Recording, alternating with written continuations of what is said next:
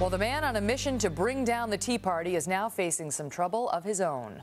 On his website, he urged people to infiltrate Tea Party rallies and embarrass the Tea Party movement by showing up and acting badly. His name is James Levine. Turns out this man is a public school teacher. He teaches middle schoolers. Now he's been suspended as the school district investigates whether his political activity crossed an ethical line. So, should this guy be teaching children? Joining us now for a fair and balanced debate, radio talk show host Mike Gallagher and radio talk show host Mark Levine. Okay, guys, so this guy, now we know, we covered him, and we knew that he created this website, which, by the way, he didn't even have the nerve to register under his own name. He registered under Ben Franklin. And I don't think it really was Ben Franklin. Anyway, Mike, you tell me, should the school district fire this guy? I'm not even sure there's even a reason to ask the question, Megan. Of course he should be fired. If this doesn't violate a code of ethics that I would hope even public school systems in Oregon have, I don't know what does. I mean, it's sleazy. It's offensive to millions of Americans. I was at a Tea Party rally last night here in North Texas, Megan. Thousands and about 10 or 15,000 men, women, children, grandparents, their grandkids having cookouts and playing patriotic music. I mean, it's a great effort to be a part of this thing to see, and to have a guy like this creep, come along and try to pretend to be, dress up as Adolf Hitler and try to discredit this side of the movement. It's despicable, and it's the reason so many families homeschool their kids. They don't want creeps like this indoctrinating their children. Don't teachers have First Amendment rights to say what they want to say on blogs? Oh, I think he has the right to say what he wants to say, but I think he went too far. I mean, it's clear, at least according to Fox News, he was trying to get people's Social Security numbers. Look, I mean, there's a point where free speech goes too far. One of the things that when we're in protests, for example, we would see Code Pink come along and we'd say, you know what, we want to disassociate ourselves from you. If the Tea Party people would disassociate themselves from the people with the Hitler mustaches, from the people that claim that Barack Obama wasn't born in the United States, from the crazy lunatics that shout racial and homophobic epithets, then they wouldn't have this problem. And so I would hope that if any crazy guy like Jason Levine comes along, that the Tea Party will disassociate themselves from him and from anyone else doing this crazy stuff. Go ahead, Mike.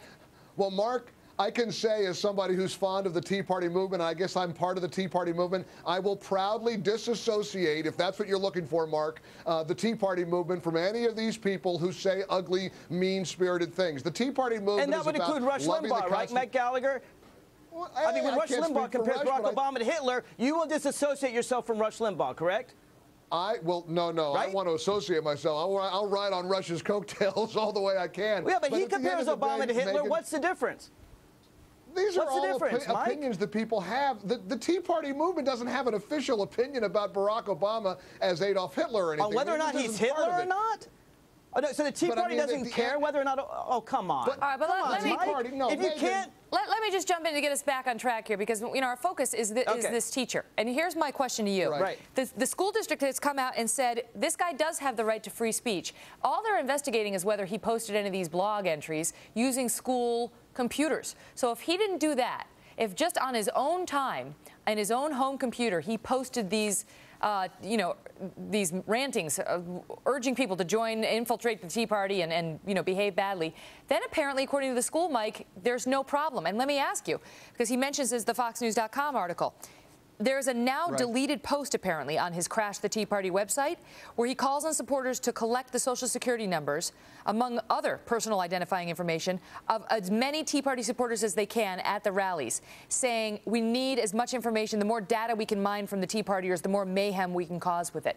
I don't get how this guy, if he's doing that, if he's trying to get their Social Security numbers for ill purposes, how the school can stand behind him, Mike.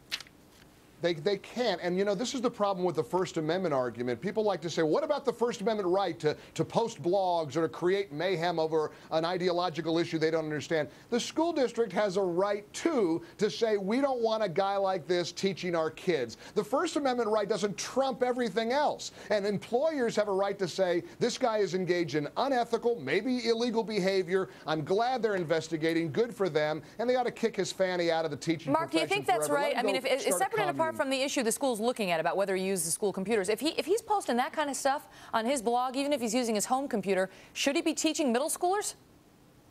Megyn, I'm afraid I agree. Look, it's one thing to go, he could do a counter-protest, that'd be fine. He could do satire, that would be fine. But when you're going around collecting people's Social Security numbers, that sounds more like identity theft than free speech to me. Nice. You're right. So that's nice. You two agree on that. We have a happy moment here. I'm okay with firing him. I can't believe it. No, the if skies that's are true, going you to got open to up on the prove it. brain with a liberal talk show host. You know, I want to ask you this because before I let you go, I want to ask you this, Mark, because you raised the issue of the Tea Partiers and some of their behavior. You know, this is a point I've raised with some other folks on this show in connection with this story. If the Tea Partiers really are so bad and they engage in all this bad behavior, why would this guy need to infiltrate them to act badly? Why not just leave them to their own devices and let them sink their own ship?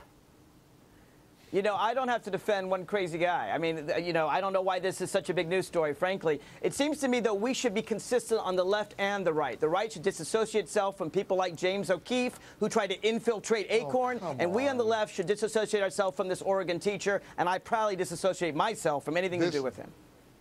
This Tea Party movement is a freight train that the left can't stop, and we're going to march. We're going to drive it all the way through November the 2nd. It's a beautiful thing to watch. All it's right, a beautiful thing. It's like democracy in action. They could keep going. I mean, maybe we'll let them, and then I'll post it on our webpage. In any event, Mark and Mike, thanks so much for being here. Okay, guys.